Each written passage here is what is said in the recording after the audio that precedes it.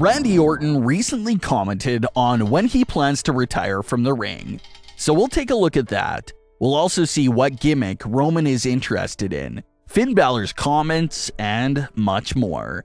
Let's start things off with Randy Orton and his comments on retirement from WWE. Orton recently appeared on the Ringer Wrestling show and discussed several topics, including retirement from WWE. Randy Orton, who will be 42 in April 2022, claimed that he's looking at age 50 to be his final year in wrestling before retirement. Randy Orton has graced WWE programming for nearly 2 decades now. 20 years of working in the ring, so many storylines, so much world titles, so much massive accomplishments, and so much more. Even massive popularity. Randy Orton is one of those massive names that even non-wrestling fans have heard of before. That's how box office he truly is. Definitely an all-time great. He's sitting on a historic 20-year-long career right now, and if he does achieve the goal he set of retiring at age 50, that'll put him at a 30-year-long career, which truly is insane to think about. Randy Orton is currently having some of the most fun he's ever had in his career with his current team, with Riddle. But it'll be interesting to see what Randy Orton does in his career as he gets closer to the age of 50 and a retirement goal that he put out there. Finn Balor has been a popular topic recently as some reports claim that Finn may be done as a main event caliber superstar. It's a shame, and it's something that we've been talking about recently. But Finn leaves the main roster to return to NXT, and that turns out beautifully. He does a great heel turn and instantly becomes a main event heel that captures the NXT title.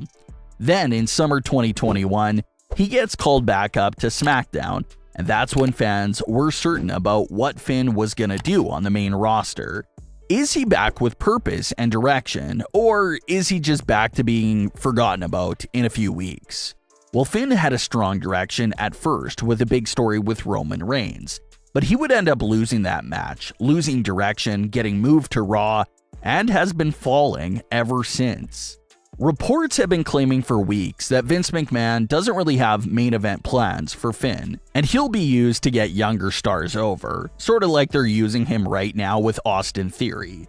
Finn Balor recently discussed his 2021 call-up and revealed that he tried to avoid the main roster again and pitched to be sent to NXT UK, but was denied. He had this to say during an appearance on My Love Letter to Wrestling, quote, "Believe it or not, I actually pitched to go over to NXT UK when they asked me to go to SmackDown because I knew my time at NXT was coming to an end. It had been 2 years and I had worked with everyone. There was not really much more I could do there, I felt. The idea came to go to SmackDown and I counterpitched with NXT UK.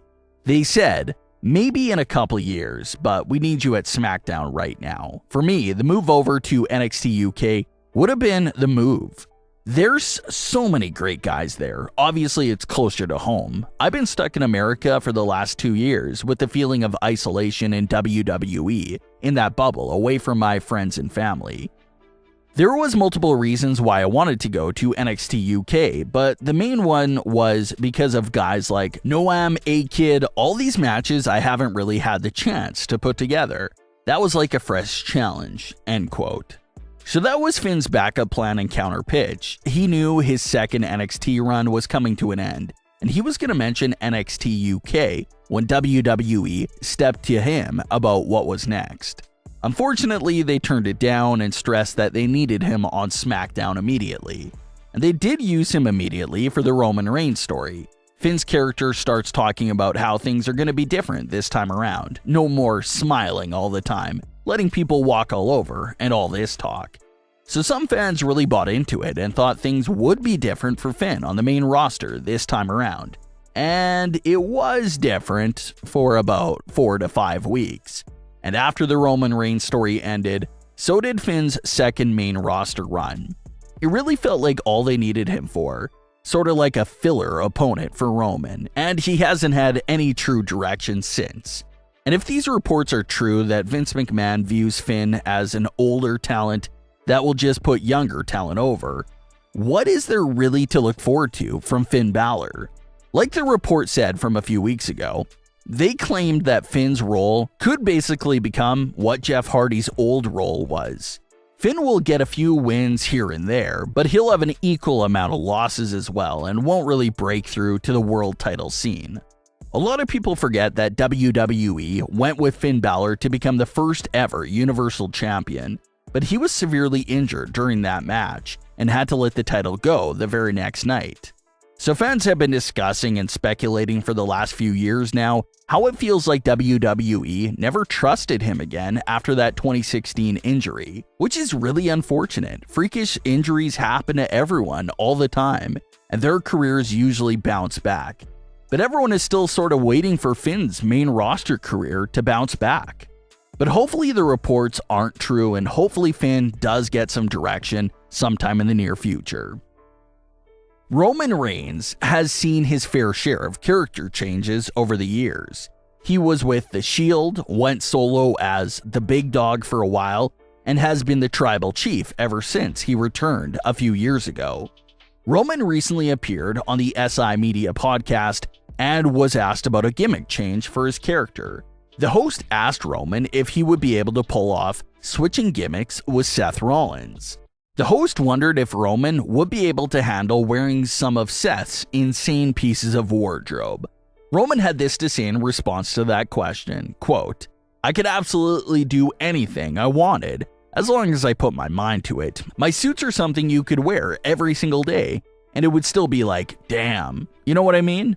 Every time I wear a suit, Paul Heyman's jaw drops. He's a suit guy, and he already knows what it is. Are they as crazy and flamboyant like Seth Rollins? No, but they are just sharp. The top level is the Tribal Chief." End quote. So if Roman was to require to wear suits for all of his WWE TV appearances, he thinks he'll be able to pull it off for sure. While speaking with Sports Illustrated, Roman Reigns also reacted to the recent mention of Jon Moxley on SmackDown and had this to say about it. Quote, "I never shy away from my history. Those two are my brothers. Mox, Seth, we've done, achieved, gone through the highs and lows, so that'll never change. I've always have a deep love and respect for both of those guys." End quote. So it was great that this approach was taken for the storyline. Usually when a feud includes old clips of someone that's no longer in the company, they usually get the full treatment of being erased from history. But that wasn't the case here. Seth Rollins, Roman Reigns, and WWE acknowledged Moxley's existence and even called him by his non-WWE name. So like Seth said, it was a cool Easter egg. But what are your thoughts on today's stories? Leave your comments below, don't forget to subscribe with all notifications on, and leave a like if you enjoyed. Thanks for watching, guys.